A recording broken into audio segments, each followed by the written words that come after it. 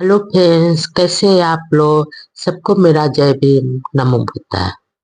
भगवान बुद्ध के सुविचार और अनमोल विचार। भगवान बुद्ध अपने भिक्षु संघ को एक कहानी सुनाते हैं। भगवान बुद्ध कहते हैं, प्रज्ञा कब परिपूर्ण कही जाएगी। एक दिन एक श्रावस्ती वासी अपनी खोई हुई गाय को खोज रहा था। वह खोजता खोजता जंगल में घूम रहा था, पर उसे उसकी गाय नहीं मिल रही थी। वहां पर भिक्षुओं से वो श्रावस्तीवासी अपनी गाय के विषय में पूछ रहा था। तब वहां वह श्रावस्तीवासी ने भिक्षुओं से अवश्य ही खाने के लिए कुछ मिल जाएगा। वो श्रावस्तीवासी उस समय वहां पर बुद्ध विहार में पहुंच गया।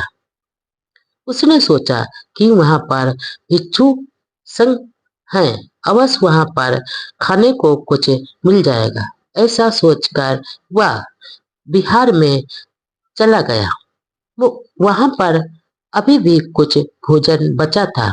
उसने सोचा, अतः उस कुलपुत्र को देखकर एक भिक्षु ने कहा, इस पात्र में कुछ भोजन बचा हुआ है, उसे तुम खा लो। उसने भोजन खाया। भोजन बड़ा ही स्वादिष्ट था। उसे अच्छा लगा तो उसने भिक्षु से प्रश्न किया, पर उसे पता चला कि बौद्ध विहार में प्रतिदिन उपासकों की ओर से स्वादिष्ट भोजन आता है।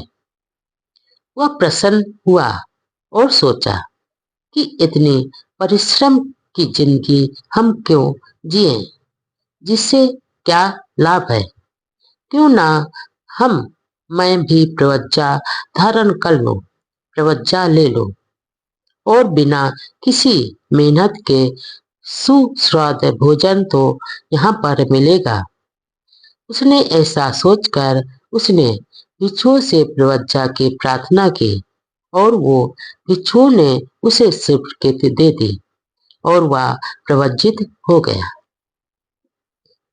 आगे भगवान बुद्ध बताते हैं कि अब उसे गृहस्थों से लाभ सत्कार और भोजन भी मिलने लगा और उसका शारीरिक परिश्रम तो कोई था नहीं, तो कोई विशेष नहीं था। अतः वह दिनों दिन मोटा होता गया। उसका शरीर भी बहुत मोटा होने लगा।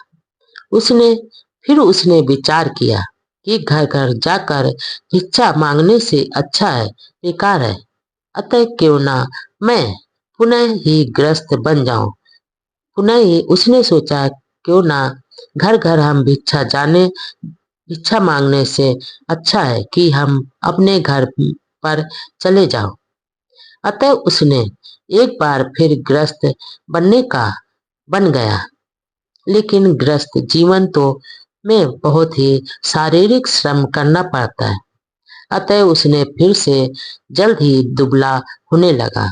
अब उसने पुनः सोचा कि बिहार की उसे याद आने लगे, क्योंकि वहां तो कुछ भी काम करना नहीं पड़ता था और उसको स्वादिष्ट भोजन भी मिल जाता था और उसका सत्कार भी होता था। वह भिक्षुओं से फिर मिलकर हाथ पैर जोड़ने लगा कि उसे पुनः प्रवज्जित कर दिया जाए। इसके बाद भिक्षुओं ने उसे पुनः प्रवज्जित कर दिया। अब वह ग्रस्त से प्रवज्जित हो गया और पुनः प्रवज्जित से ग्रस्त बनने का यह सिलसिला उस एक कई बार किया, पर वह 6 बार ग्रस्त से प्रवज्जित हुआ और प्रवज्जित से ग्रस्त हुआ। ऐसा क्रम उसके 6 बार चल हुआ।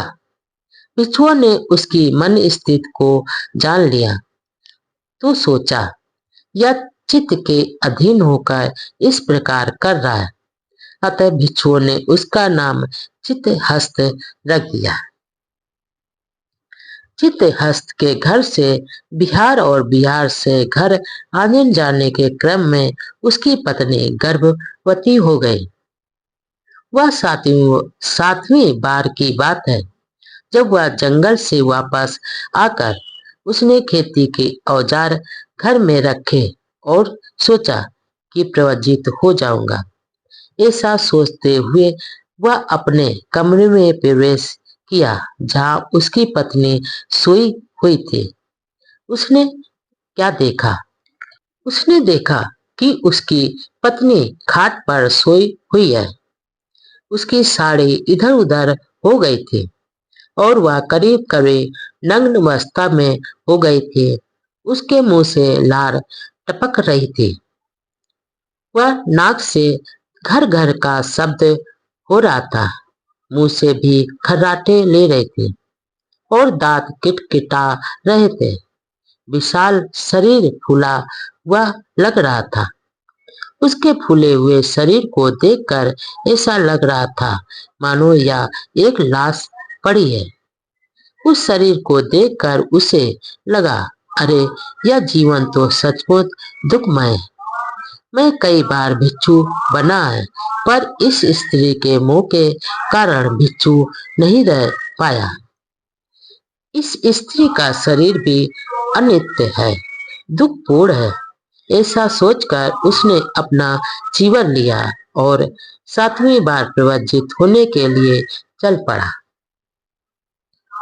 इसके बाद भगवान बुद्ध आगे बताते हैं कि चित्तहस्त पूरे मार्ग पर यह सारा संसार दुखमय है यह सोचता रहा।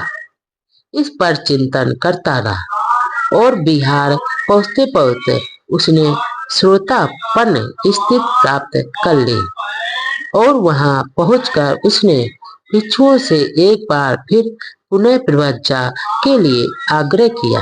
इसके बाद भिक्षुओं ने इस बार उसे मना कर दिया और कहा, तुम प्रवज्जा का महत्व क्या जानो? तुम्हारा चेहरा सड़क पर पड़े पत्थर की भांत है जो बार बार रगड़ खाता है पर उस पर कोई असर नहीं पड़ता है। तुम अब अभ्यस्त हो गए हो।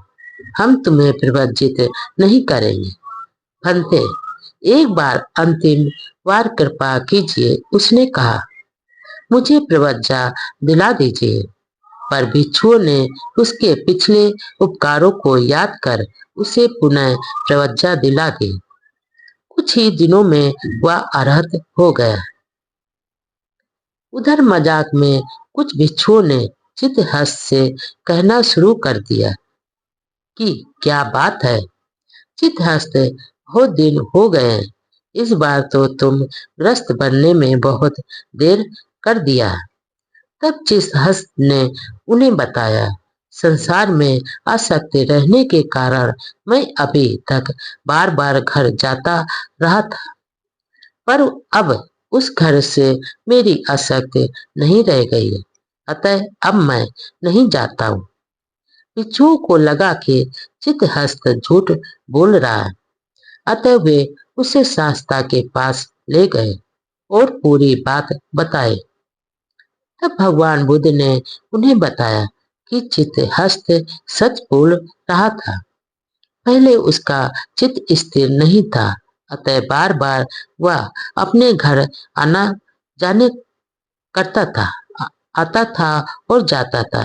पर अब अरहत प्राप्त कर चुका है, उसका चित्त स्थिर हो गया, अतः अब उसे बार बार आने जाने की जरूरत नहीं रह गई है।